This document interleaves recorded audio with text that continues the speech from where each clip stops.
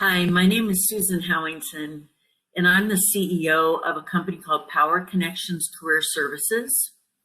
We are a business that's in the outplacement industry. We help individuals who have lost their job through a lot of times no fault of their own, downsizing, a reduction in force, restructuring of companies, mergers and acquisitions where their position was redundant. So we're helping people find their next opportunity, their next job. And more importantly, we help them find meaningful work. Additionally, we're executive coaches and leadership development people. We help people become better at what it is that they do so that they're more effective. And then lastly, we're an HR consulting company. We perform HR duties in companies where they need some extra help, or maybe they're not large enough to have their own HR department. So we're involved in a lot of aspects of the employee life cycle. And that's what we do in general. 3 words that describe me would be authentic, passionate, and ambitious. Boy, this is a big question. How has COVID-19 affected you in your career? Wow. Like most of us, it has affected us in a big way. However, what you're probably not expecting me to say is that it has really affected our business in that our business grew quite a bit, has grown quite a bit as a result of COVID-19. There have been some significant layoffs at companies, and we have worked with hundreds of people since April. The good news about that is that many of those people have landed great jobs. They're making more money. They have a better position. Some have landed lateral jobs, and other people have landed something a little less than what they were doing before, but they were fine with that because there's a lot of insecurity, as we all know, about what's going to happen going forward. So our business has grown. But in growing our business, we have impacted positively so many people. This is another big question. What do you love about what you do? Oh my gosh, I was born for this job. I love helping people figure out what they want to do, to discover what it is they should do, to help them connect the dots to managing their career so that they can get where they want to go. I love helping people get that job in that perfect company. I love helping people understand what kind of a star they really are. So I love everything about what I do. My greatest strengths are that I am compassionate, I'm curious, and I am creative. And then ultimately, as it affects my business, I understand, I have the intellect or the propensity, I guess, to understand business. And I think that's what helps me be the most effective with my clients who are looking for a job or who are trying to get promoted or who are trying to be the best at what they do. I get business. And I also get my client. So another strength that I have is I'm also highly intuitive about people.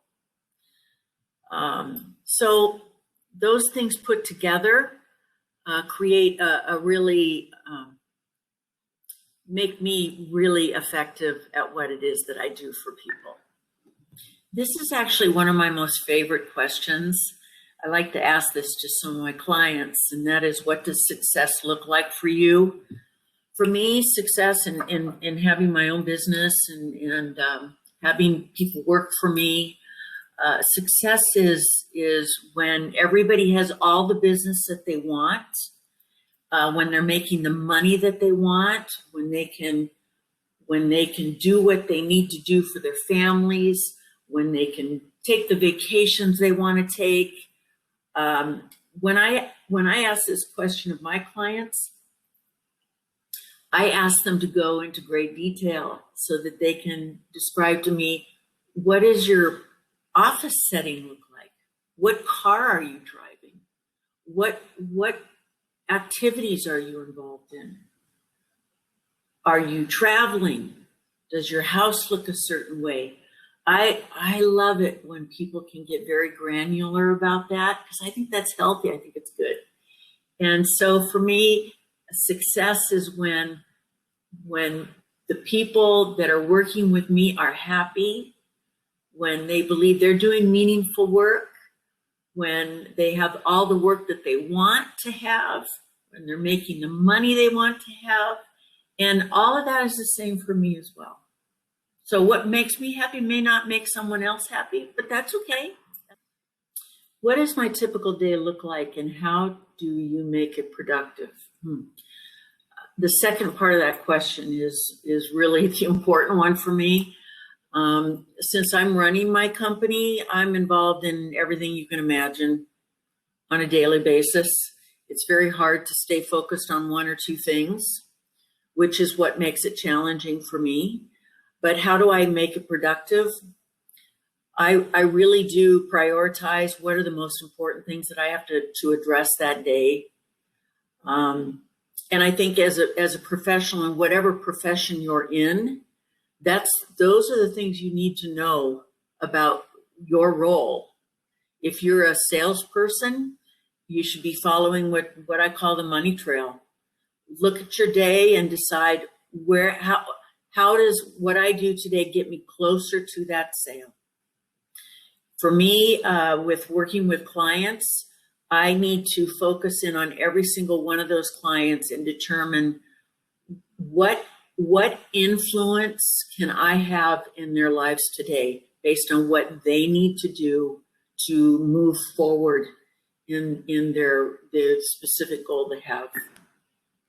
There are so many quotes that I've come across through the years that I think are just so wonderful and so inspiring and so insightful. But just recently I was reading an article about personal development, especially through these times now in 2020. A lot of people think that life as we know it and in general is on hold, but I don't think so. I think it's still a time when we need to move forward in our plans as best that we can. So this quote that I found to be particularly inspiring in recent times is, "The price of inaction is far greater than the cost of making a mistake." I love to see people move forward. I love to see people try something different, allow themselves to think differently, to move in a different way, to try something else. If it's healthy for them, if it does good for them and their families, does good for the world, if it advances their career in positive ways, try it. Just try it. So the quote is, "The price of inaction is far greater than the cost of making a mistake." This is an easy question for me to answer. The worst career decision I ever made was to become a technical writer. Oh my gosh, that was like walking in the career desert. However, there is a silver lining to that. I was a technical writer in the company where I met my husband and some of the best friends that we have to this day. So it was not a good career choice for me, but the circumstances certainly produced a lot of positive aspects in my life. When I feel overwhelmed or unfocused, for me, I'm sort of on the border of introverted and extroverted, and those two terms don't necessarily mean how talkative and how social you are. They tend to mean where do you get your, how do you get energized? How do you get your energy? And I get my energy when I have quiet time. I get my energy. I have a wonderful yard, and I spend a lot of time in my yard. I spend a lot of quiet time reading, and I have 2 pets at home that provide a lot of comfort and entertainment for me. And that's how I deal with those moments when I'm feeling overwhelmed or unfocused. So I have a variety of outlets, but that's what I do.